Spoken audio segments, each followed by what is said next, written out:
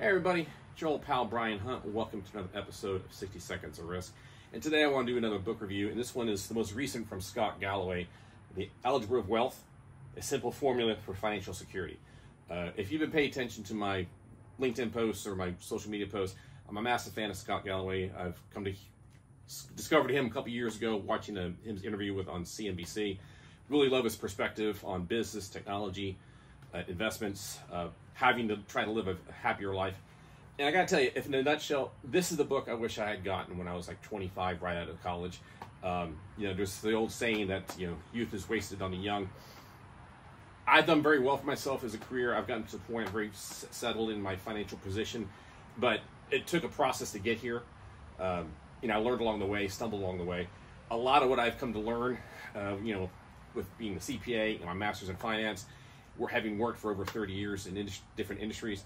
A lot of what I would say, if I was to pass it on to my kids, as far as my nuggets of wisdom, this would be pretty much encapsulated in it. And actually, I bought this book for both of my daughters, and I highly recommend it to anyone who's come out of college or thinking of going to college, or even not even go to college, think about a trade position, or just becoming an adult.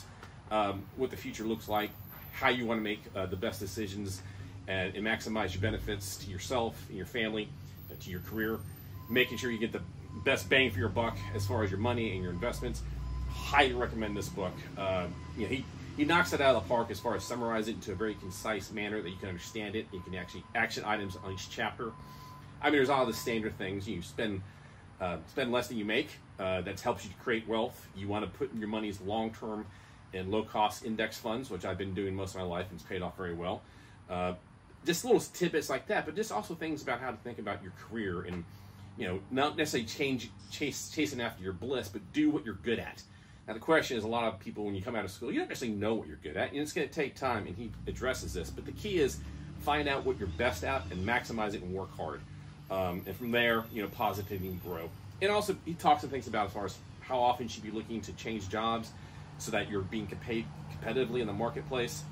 There's a lot of great information and tidbits in this book, and I cannot stress how much I would recommend it to anyone who's afraid of the future or thinking about adulting. So it's ideal for anybody coming out of college or coming out of high school wants to think what they want to do long term. But I do think it's also beneficial for many people out there who maybe you're in the middle of your career and think about changing jobs and changing industries. And it does address this in the book, which I've done, and I think he really nails it. But also, it's even from a personal perspective of financial planning and estate planning, tax planning. There's a lot of bits and pieces in here that I think anybody can benefit from. Whether or not you're right out of college or you're even 40 years old and you're even 50, you're getting close to retirement. There's a lot of information here we can all benefit from. So, highly recommend this book. I strongly suggest you buy it for yourself.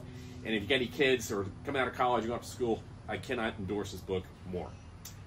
Like all things, guys, I hope you found this beneficial. If there's a certain topic or individual you want to see on my LinkedIn post, please let me know. You can also subscribe to this video and all of the videos I have on my YouTube channel. And you can also find links to those videos on the website formerly known as Twitter, Facebook, and Substack. Until next time, guys.